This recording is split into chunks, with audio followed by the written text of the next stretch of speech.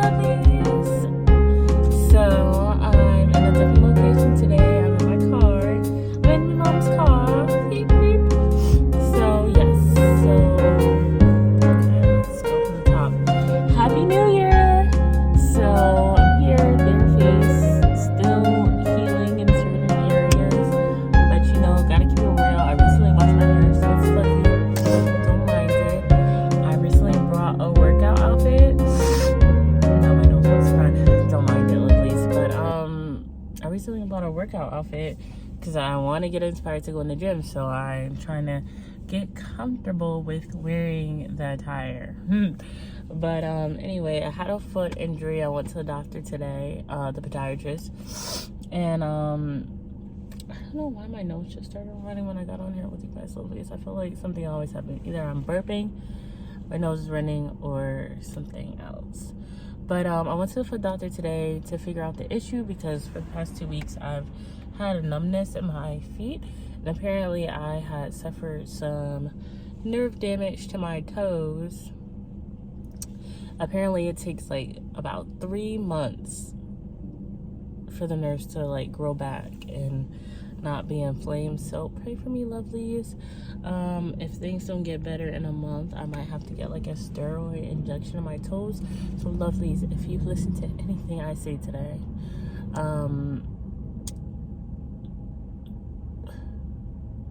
3-inch heels are good enough. I think that's what. And make sure you wear inserts in your shoes. Like, make sure your feet are comfortable. Soft cushions or something. I don't know. I think that was the advice. But my nose is running, lovelies. You know, we keep it real. Okay, actually, we keep it real, but 2 seconds.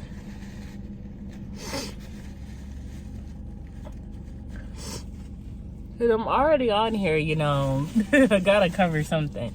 So I just wanted to come here today, lovelies, to tell you your girl recently started therapy. Woo, woo, woo, woo, woo, woo. It's been 3 weeks. And it's been eye-opening, tear-inducing, leaves me feeling happy, leaves me very insightful, like into my own lived experience. Because what am I doing here on earth? I'm living an experience. So recently, I got this book from my therapist. And she said before I come back to next session, she just wants me to read at least one thing from this book. It's called The Self-Esteem Companion. So, you know, I just wanted to get on here with you guys and, you know, read one thing to see. Let's see what this is about together. Okay. So, The Self-Esteem Companion. Simple exercises to help you challenge your inner critic and celebrate your personal strengths. See the nice picture.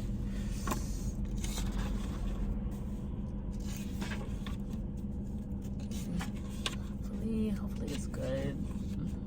Oh. Okay. I was like, can I highlight this book? You know, she gives this for all her clients, so somebody was in here learning. But I'm only gonna read these first 2 pages, lovely, so I can, you know, have done one thing.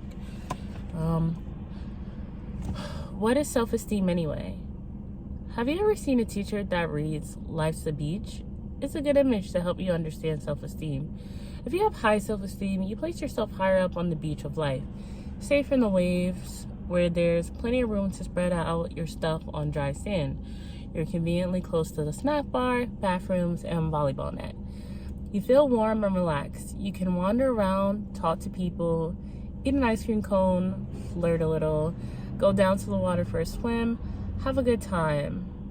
If you have low self-esteem, you find yourself lower down on the beach of life, too close to the water where it's damp, cold, and windy. You don't spread your stuff out very far because the bigger waves can reach you and engulf everything. You can see others having a good time, but you feel isolated, resentful of the people with better spots, and incapable of moving. You might try to improve your situation by building walls of sand around you, but these defenses only isolate you further, and you know that the waves will eventually wash the walls away. No matter how high or how perfectly you build them, you might have a few brag about your bravery, joke about your plight, get mad or make excuses, but nothing helps to stem your growing awareness of the tide is rising.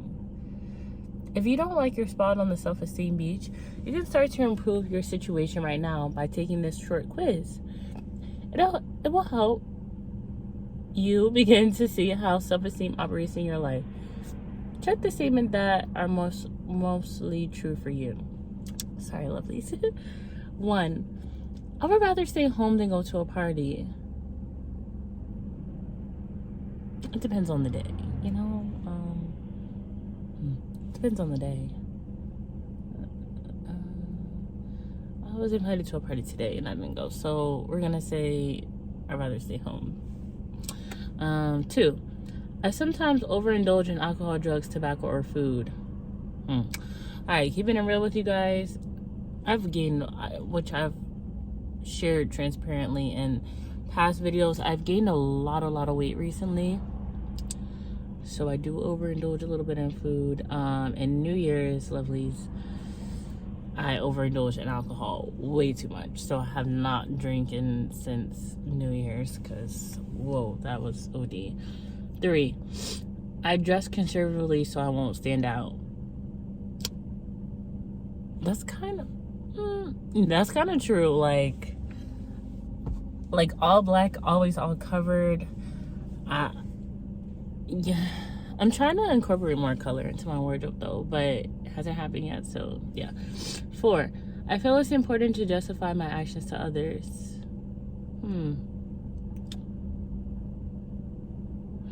That one is like yes and no. But I guess because I do sometimes feel the need to, it could be yes, because some people don't feel the need to explain anything about themselves to others, and I still feel the need sometimes to justify stuff and to apologize a lot. No, there's some people in the background. 5, I think a lot about how others are perceiving me. I used to think about that a lot. I feel like having a presence sometimes on social media, it's fake, and it causes me sometimes to... Sorry, lovelies. I said my phone got overheated, so I'm trying to avoid that. But 5, you think a lot about how others are perceiving you.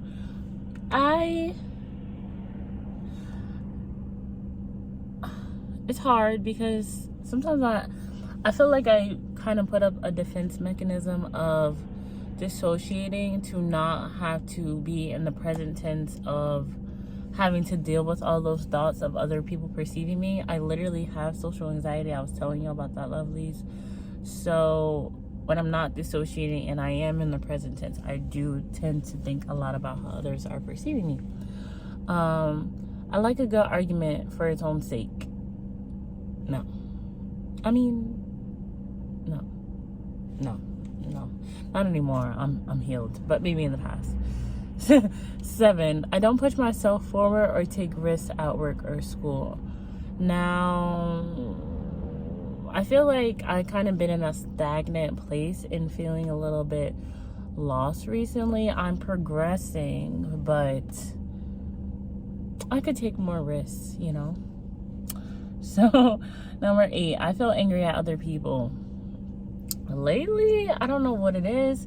Maybe because I was suppressing my anger for so long before, suppressing that emotion. Lately, I have been more angry. I ain't even gonna lie. I've been angry. Okay. 9, I find it hard to say no to people. Now, the other day I was smiling because I actually was reflecting on the fact that I used to have a really hard time with this, but I'm getting way better at it now that I've been taking note of it and practicing and figuring out why it was so hard for me in the first place. 10, I enjoy telling others about my successes.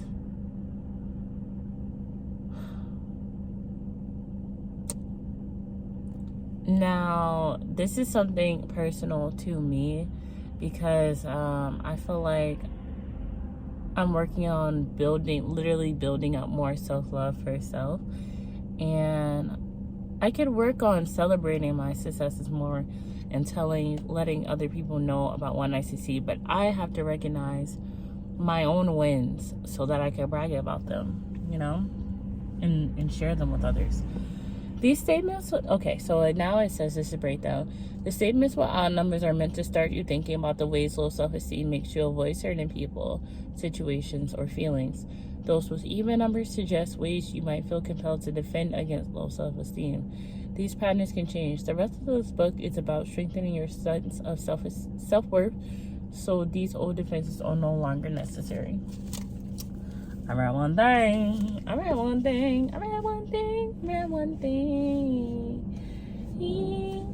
So, she didn't tell me to. I already have a journal for her because we do homework. Because she, my therapist, specializes in CBT, cognitive behavioral therapy. So, if you didn't know, that's when and I feel like I told you about this, guys, in the last video, but that's when a therapist works with you to figure out basically your negative, like, self-defeatist thought patterns, identify them, change them, and because you change those, basically getting to the root cause of your issues, will then manifest in your behaviors, in your actions, and then you'll change your life. So that's what I'm doing, and I love CBT, if you couldn't tell, but it doesn't work for everybody, but so anyway, I got this for myself because I feel like I need a new journal that I don't write anything else in but my thoughts, because I have a lot of them, and I'm a very interesting girl, and that's to be said about myself, but sometimes I have thoughts that I find interesting and I just want to jot them down. So I got a new journal. I actually got a lot of new stuff yesterday. I kind of just was shopping after therapy, but I had a breakthrough in therapy yesterday, and I'm trying to think about specifically what I want to talk about today for the next 10 minutes. I'm just gonna turn my car off because I just wanted to have a break.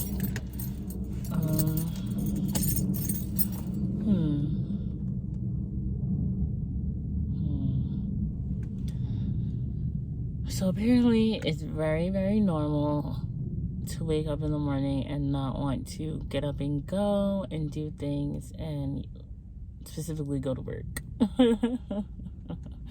I made a post about how I do not dream of labor, which was stolen from whoever.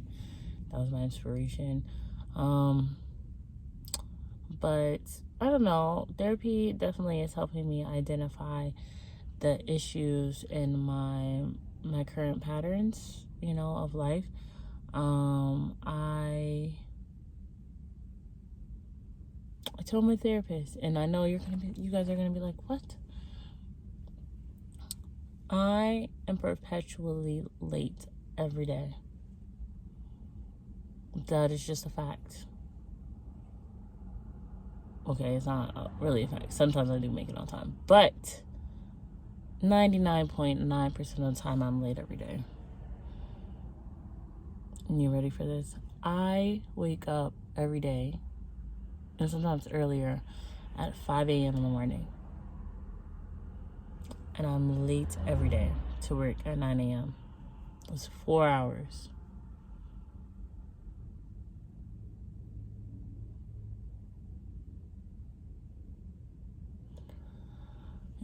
So I had to come to terms with what the heck is going on, and I'm thinking about my life, and I'm thinking about time. I've been thinking about time more, and that's what I want to write a journal prompt on. Time, how I feel about time, the construct of time, what time means to me, my relationship with time. And one of the greatest lessons, I feel like, is that our time on earth is not promised. So why do I have such a lackadaisical relationship when it comes to time? And that's one thing that I want to work on figuring out, because when I relate it back to God, because, you know, I want to, in 2025 and moving forward in my life, I want to become more spiritual and more connected to God and connected to Source. And everything's a gift, but time really is the biggest gift that I have while on this planet. And the fact that, and I know some periods of life do come for slowness and moving slow, but to just seemingly waste time, that's unprecedented. And I'm so glad, you know, to have therapy to realize, like, that I've kind of just been, like, coasting and not really, like, I'm not here, you know? And I really needed to hear that from somebody else, a third-party person, that I'm not here. Because to others, you know, that just come in and out of my life, like coworkers, friends, family, that don't see me 24/7, wouldn't really have that experience in me. They would have the experience in me of time being an issue, you know, it affecting them in some type of way. But, you know, they might chalk it up to, oh, that's just Alexis or whatever. But it's big, it's huge, and that's just something I'm working on. But and figuring out why, what is the reason. And there's always a deeper meaning. Life's full of deep meanings. But yeah, I came to the park today just to sit here and eat a snack. I'm gonna go pick up my mom.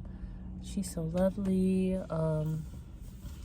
We were having a conversation the other day, I told you I'm a foodie, about some old food that we always used to eat from this particular family friend that used to make it. Sorry, my mom said that she was in, like, kind of like in retirement from cooking that food. And then all of a sudden, I don't know if she spoke to her recently and said, like, we were talking about how good it was and stuff like that and how we miss it. And the lady literally decided to make the food again for the last time. So me and my mom purchased it from her. And so when I go to pick up my mom from work now, we're going to have that food. And that's amazing. My sister, I didn't get to tell you guys, my sister recently brought a new life to this world. I have a niece. A new year niece. 2025, wow. She's beautiful. And I don't know, guys. It's been a lot going on, but you know, I'm on my phone, so I can't look up any inspiration. Man, I just wanted to leave you guys off on a good note. Sorry. I just wanted to leave you guys off on a good note. This is gonna be a short video because I plan to just make short videos so I can be more consistent.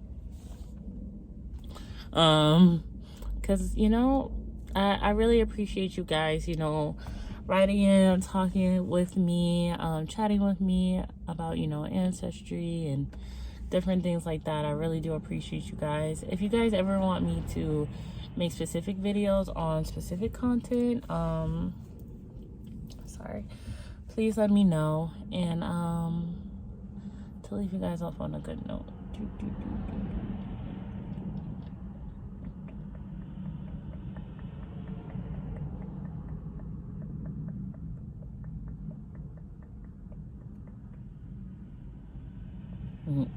I don't know why this just came to mind, but a broken clock is always right twice a day.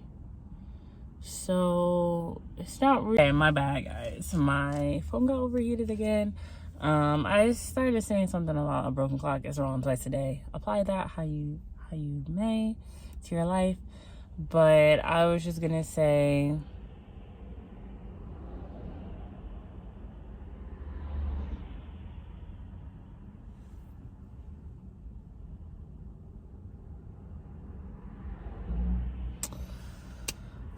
dang, there's so many quotes in my mind. I would say,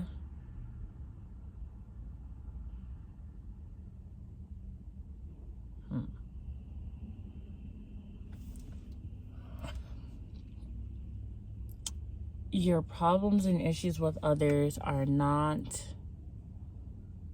a reflection of them, but more so a reflection of you.